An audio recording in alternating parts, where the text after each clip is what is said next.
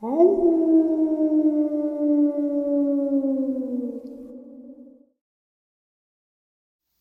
greetings and salutations, everyone, and welcome back to tonight's second half.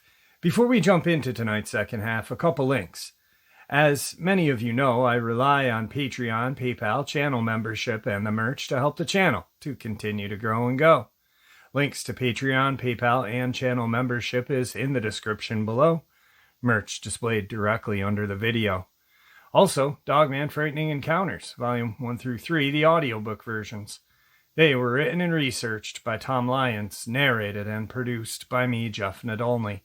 Those audiobooks are available on Audible, Amazon, and iTunes, links to which are also in the description as well.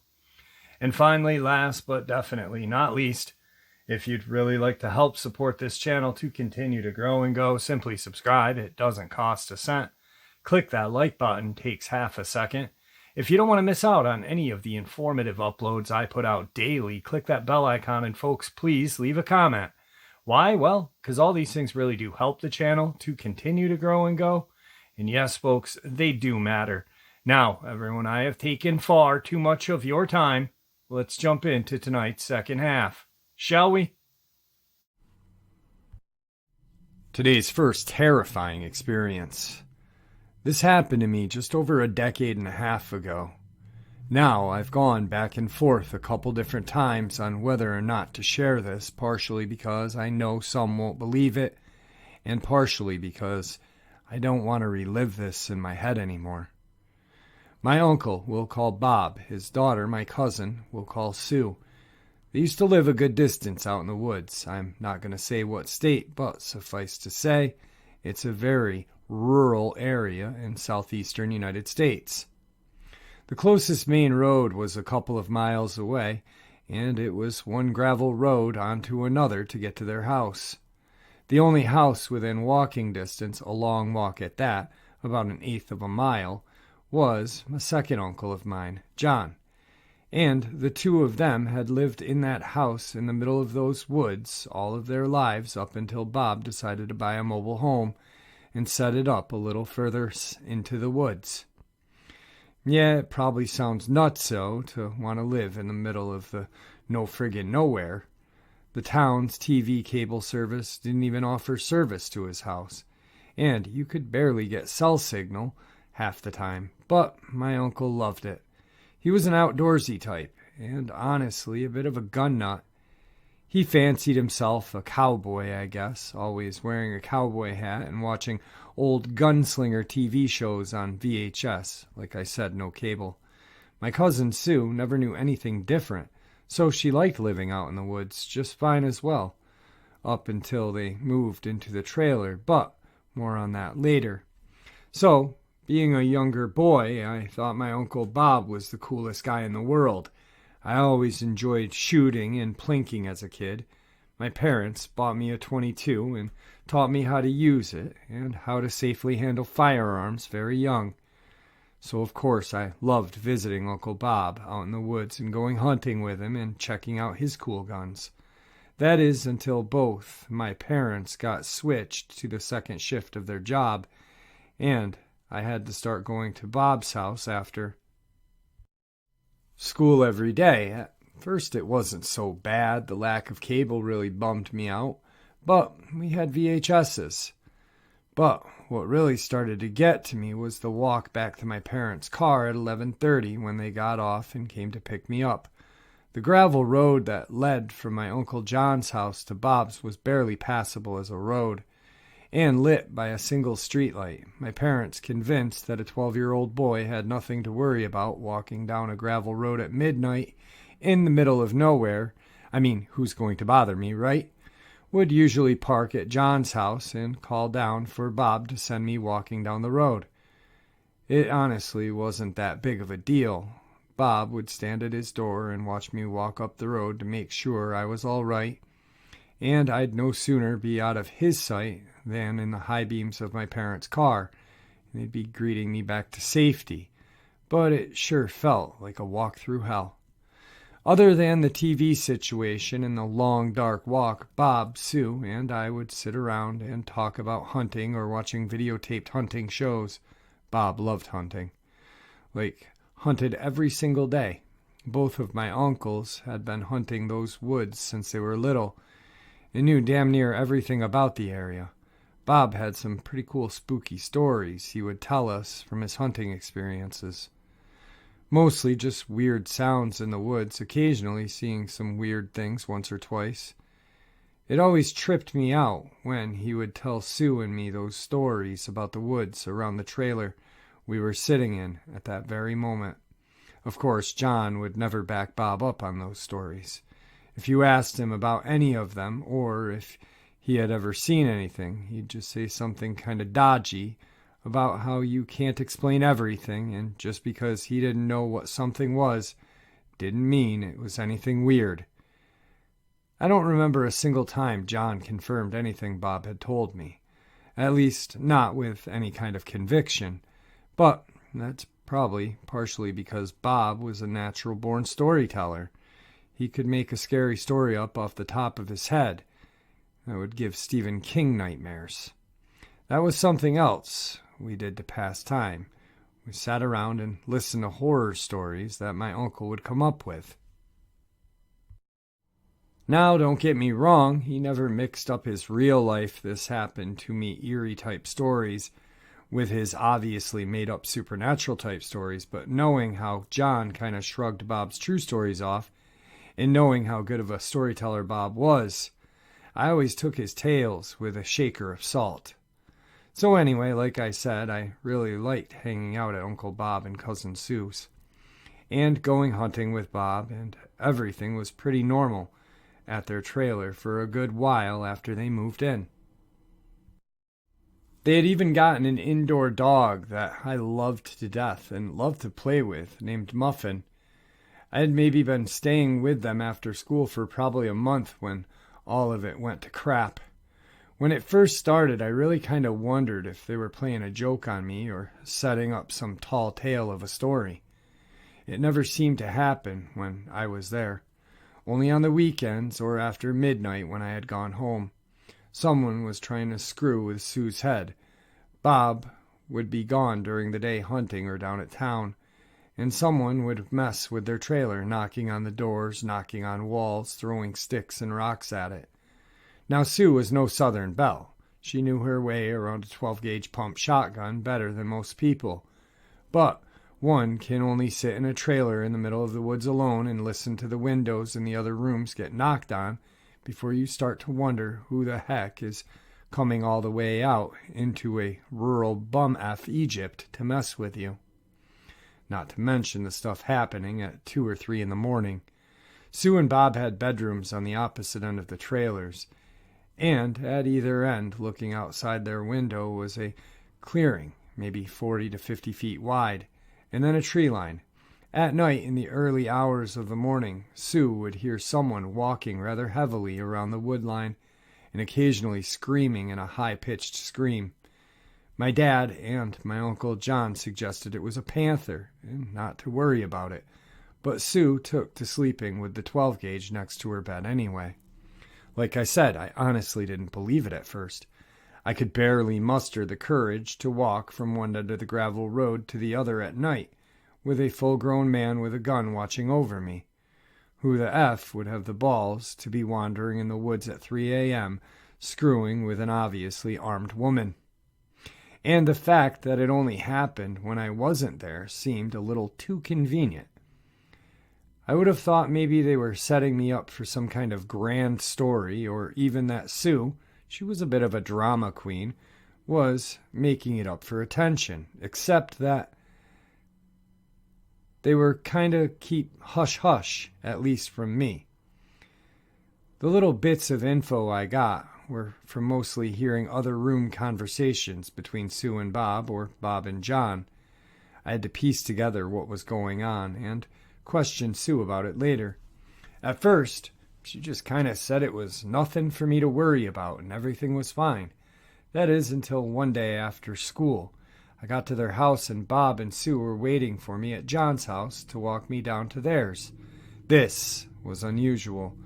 It was a perfectly bright and sunny day, no murderers, rapists, or home intruders in sight. But there was something really strange in the air that day. Some weird glances between Bob and Sue. Something had them on edge. If the awkward looks and edgy acting hadn't tipped me off, the firepower should have. Bob had a 6-shooter strapped to his leg and a 30-30 lever action in his hand, and Sue had her shotgun by her side. It wasn't until Bob was making dinner in the kitchen later that I found out why. Someone had tried to break in on Sue that day. Bob had gotten up in the morning and went squirrel hunting, and someone tried to rip the door off their trailer. Bob hadn't gone out for a few days given the strange occurrences of the past few days, but everything had seemed to die down. So this day he had decided to go out just for a little while, sticking close to the trailer, and see how things went. No more than 45 minutes after he had left, Sue had been sitting on the couch and heard the handle of the door, which she had triple locked, start to rustle back and forth. Gently at first, and then harder, and then finally a full-fledged attempt to pull the door off the hinges. Sue had somehow composed herself long enough to call Bob's cell phone and scream for help before grabbing the shotgun and falling into a crying mess on the floor, waiting on God knows what was coming through that door after her. It had been watching and waiting on Bob to leave. It gave up a few minutes before Bob got back, either detoured by the door lock, Sue's dog Muffin attacking the inside of the door trying to get out, or at the sound of the shotgun's pump action racking around in the chamber. I hadn't noticed walking in. I seem to remember one of them opening the door for me, but later that day I checked the doorknob, and it was decimated. I'm not sure how it was even hanging on, much less working, and I could tell this wasn't usual Sue drama when she had told it to me. She was nearly in tears. Muffin would not leave her side the entire night, no matter how much I tried to play with her. She had the look in her eye of someone who had been through an emotional hell of a day. After dinner, just after sundown, we tried to regain some sense of normalcy. We played a few games of Sorry, a few games of cards, and were sitting down to listen to Bob continue one of his stories, the Great Smoky Mountain Massacre. Sue and I had sat on the couch with Muffin lying between us. Bob sat in his chair perpendicular to us. I was honestly not in the mood to hear a scary story from Bob, the master of terror himself, after hearing what had went down that day. But Sue wanted to, so I was okay with it. I suppose maybe looking back, she wanted to put the fear back into something that couldn't really hurt her. Who knows what was outside that door, but at least in there right then, no story was breaking her door down to get at her. 5 minutes in, Bob had us enthralled as usual, and I was just leaning my head back to take a sip of soda when, bam! Something hit the metal trailer wall directly behind my head so hard I fell. Out of my seat, literally, I jumped into the floor, hit the deck, took cover. Sue in the floor beside me, Muffin barking at the top of her lungs, Bob grabbing a rifle and a spotlight, slamming the back door open and flying out of it, trying to kick Muffin back inside. I could hear very heavy footsteps hitting the ground to the tree line just behind the house. 5 minutes passed, then 10, then an eternity. I remember it like it was yesterday. Finally, what seemed like hours later, it was probably 15 minutes at most, I heard Bob yell to Sue that he was coming back in, which was a good thing, as Sue, by now, had a firearm in hand. He walked back in with disbelief in his eyes. He hadn't made it around the house in time to see what had hit the wall, but the area where the bang was heard, the area just behind my head, was about 10 feet off the ground. There was a dent in the metal the size of an abnormally large man's fist, no more than a foot behind where my head had just been only minutes ago, and my Uncle Bob, who until that point in his life had been the great white hunter to me, had no explanation. Bob and Sue walked me to my parents' car that night. Of course, my parents, being rational human beings and knowing Bob's storytelling and Sue's flair for the dramatic, didn't believe it was anything other than perhaps a peeping Tom or some backwards neighbor who had no fear of death via acute lead poisoning, and nothing to do but walk several miles in the middle of the night and bang on a trailer and run, trying to scare us. It didn't matter if they believed me, though. Just as quickly as the terrorizing had started, it stopped. A month or so passed, and there was no more incidents to speak of, or at least nothing that couldn't be blamed on an overactive imagination or jumpy nerves.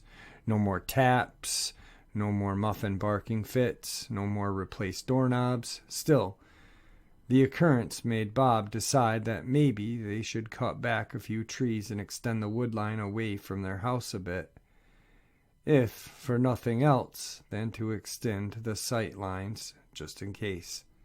So they hired a couple of guys to come in during the days with chainsaws and cut some of the trees around the edge of the clearing. They were friends of the family, so they worked slowly, but it gave Bob some time to get some hunting in, trusting that no sane or even insane individual would try breaking in on Sue midday while guys with chainsaws running full blast were walking around. And he was right. No weird activity at all to speak of, until one Sunday night, a few weekends later. I wasn't there for this part, but it is what I am able to recall piecing together the next day from my 12-year-old mind. Now, over a decade and a half later, Muffin, being an indoor dog and needing to go outside as indoor dogs often do, was sitting next to the front door with her leash sometime just after dark. Bob, not having me to send out to walk her, still a bit anxious from the strange happenings a month before, grabbed his rifle, flashlight, put Muffin on her leash, and plunged out into the warm, dark night. Sue was inside washing dishes from dinner and looking out into the yard, or the newly cleared area, and was just able to faintly see Bob and Muffin from a little bit of the glow the gravel road streetlight provided.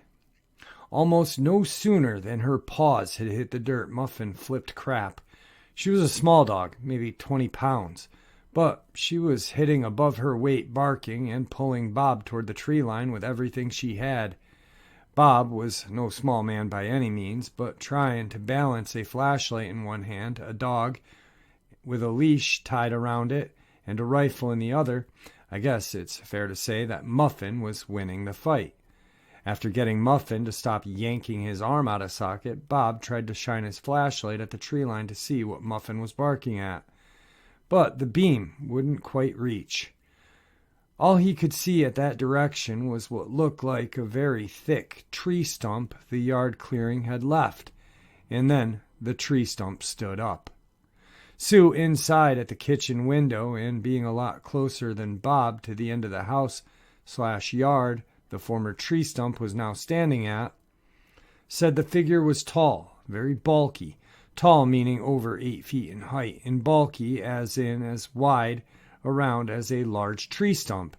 The massive figure took a step toward Bob just at the first before the first shot rang out, and then the second and the third, and so on. The hulking shade, possibly startled by the noise of the 30-30 Winchester, or possibly hit with a round or several, turned and retreated back into the woods. At first, Bob and the fearless Muffin started toward the woods to give chase and find out just what in the hell that tree stump had morphed into. However, after a few steps, and realizing he had no idea how many rounds he had left in his rifle, Bob thought better of chasing an obviously physical superior, possibly wounded, animal into the deep dark woods in a pitch black of night, regardless of how much courage Muffin possessed. Instead, after a quick reload, the night was spent at Uncle John's house. The next day, John and Bob went to look at the scene of the carnage. Brush and small trees were knocked down for yards leading deeper into the woods, back over a creek and toward a bluff. But the trail went cold. There was no obvious signs of blood. So, just what was terrorizing my uncle and my cousin? I have no idea. I do know I talked to John about it a little bit over a year later, after my uncle and cousin had moved out of that house and into a more populated, less rural part of town. I asked John what he thought it was, and if he thought the story was just Bob embellishing for the sake of a good tale, or Sue playing everything up for attention. John's usual casual disregard for Bob's stories wasn't there this time. He just said he didn't know, and he didn't think he ever would. John actually moved into the trailer after Bob and Sue moved out. Never had any problems as far as I know. Not a peep. You may be wondering what finally made my uncle and my cousin move out between the tree stump night and the time I talked to my Uncle John about everything. What was it that finally made someone who had lived within an eighth of a mile radius from their childhood home their whole life, and who loved living in the middle of nowhere, finally pack up and move to a less rural area across town? Well, unfortunately for me, that's where I come in. It had been probably 6 or 7 months since my Uncle Bob had shot at some towering behemoth of an unidentifiable humanish-shaped animal. They had speculated just what the shape in the darkness had been for months. Maybe it was a really, really large human. Maybe it was a bear. Black bears are pretty common around there. And one standing on its hind legs for a minute would appear like a stump getting huge, especially in a panic of the moment. Nobody knew. It really didn't matter, though. Either Bob had hit it with enough lead to poison a fishing village, or it had decided it wasn't fond of getting shot at. Either way, it hadn't been back to bother my cousin or my uncle. Bob almost never left the first 2 months, especially without Sue. In the 3rd month, he started cautiously going out, but staying close, and as things tend to do, they started to go back to normal. Finally, after over a half a year, Bob was going out almost every day hunting again. Summer had come and gone, and I had decided to spend a Saturday hunting with my uncle. Sue seemed perfectly fine staying alone again. I think she was sick of Bob being there all the time, so Bob and I decided to make a go of it and get some squirrels. My parents had just gotten me my first shotgun, a single-shot break-action 20-gauge. We walked for maybe a mile and a half, which takes a little while when you are trying to be quiet in the woods, and we were just crossing a fence onto the neighbor's property. My uncle was friends with the owner and had permission to cross the property as a shortcut. When my uncle's cell phone rang, which in of itself was a miracle given the cell phone coverage of the day and how far we were in the woods. He quickly silenced it and handed my gun over the fence to me. I had crossed first. We had to climb over it, as it was a tall fence. Just as he was about to hand his gun over, the phone began to ring again. Bob pulled the phone out of his pocket and looked at it, answered, and was about to say, "Sue, I can't talk right now," when I could hear it over his speaker. Loud banging on metal. Bang, bang, bang. Muffin barking her head off. Sue screaming for help. Grabbing his gun and slamming his phone into his pocket, Bob took off running in the direction of their house, leaving me on the wrong side of the fence. Bob yelled, "I'll be back. Stay here." At this point, I believe I was 12 or 13. The exact details kind of a blur with the time. But the event, I can still close my eyes and relive if I'm not careful.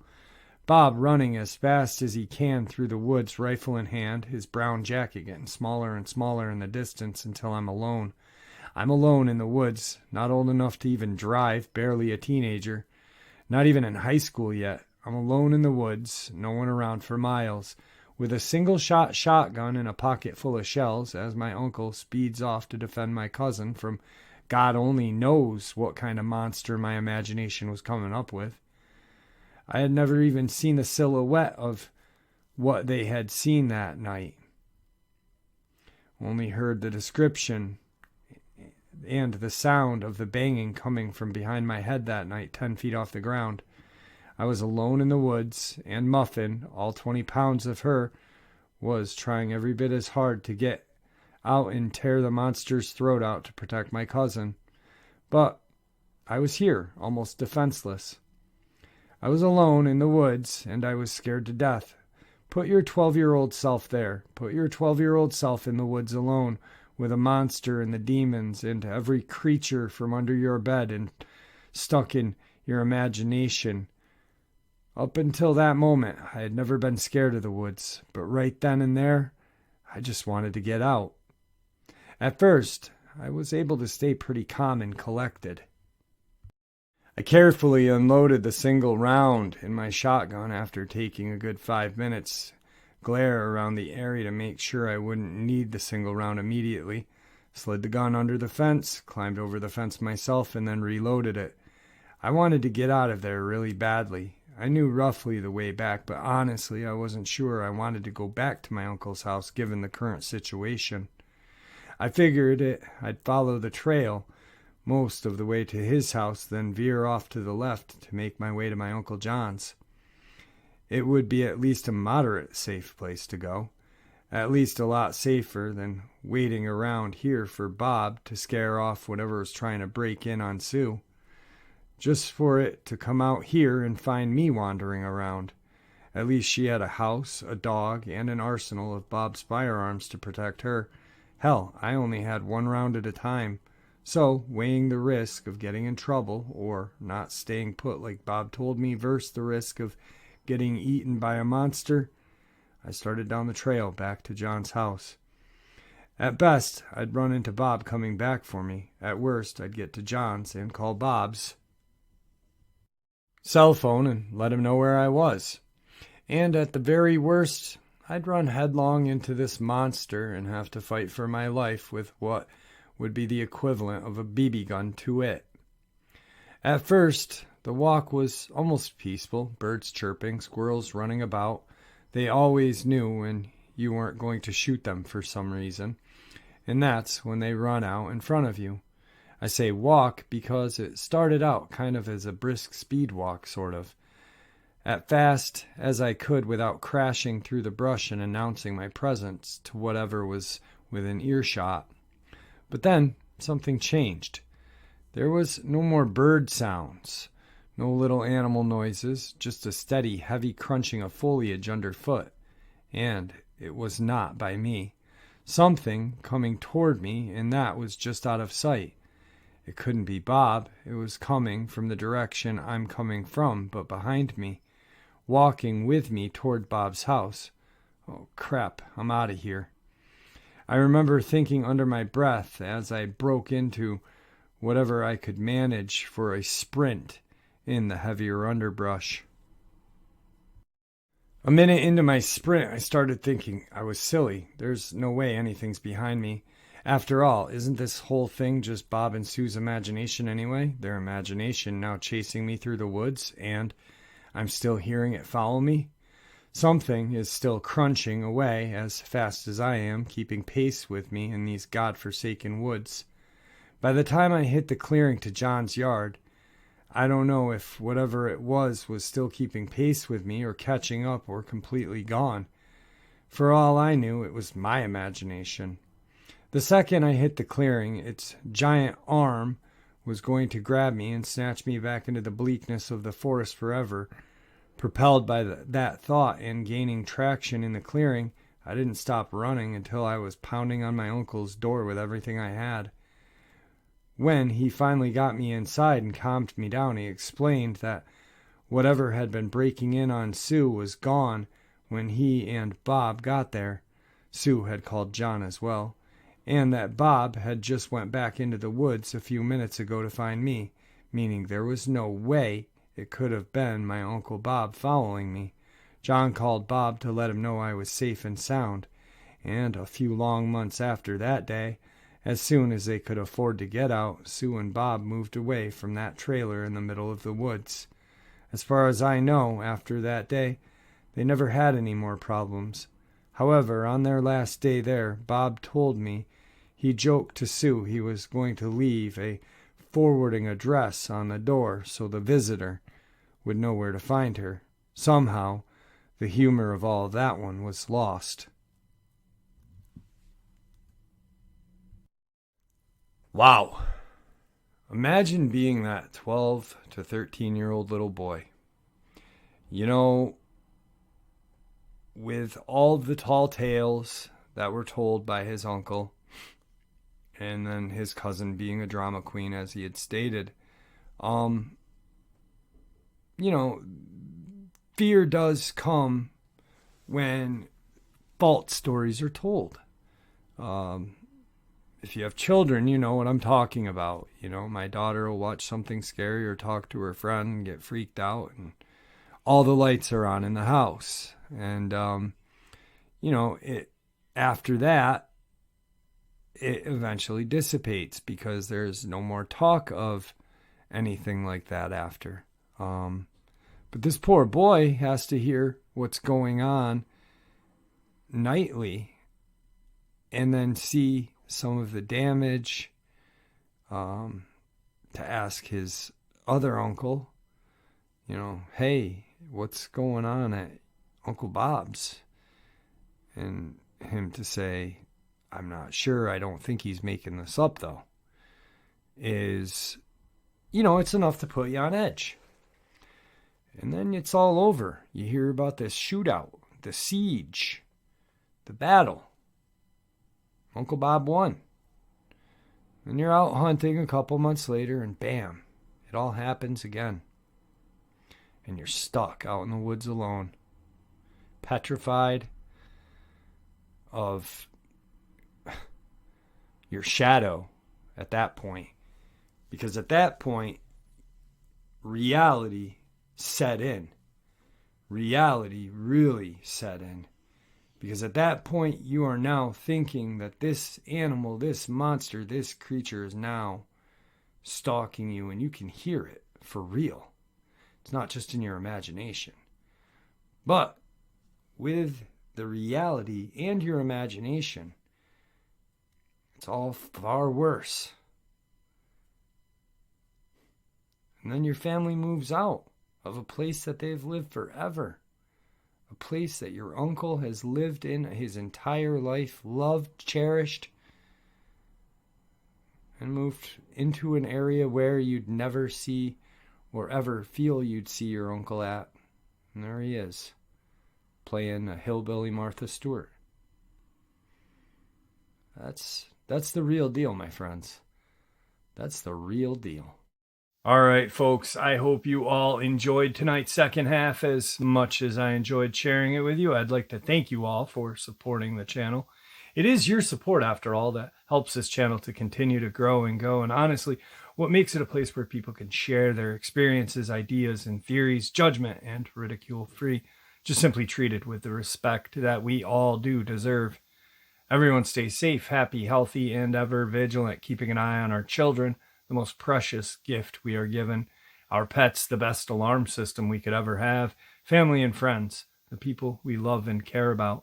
Share this information with the people you love and care about, and it may just help save their lives someday. Until next time, never stop asking questions, never stop searching for the truth, and God bless.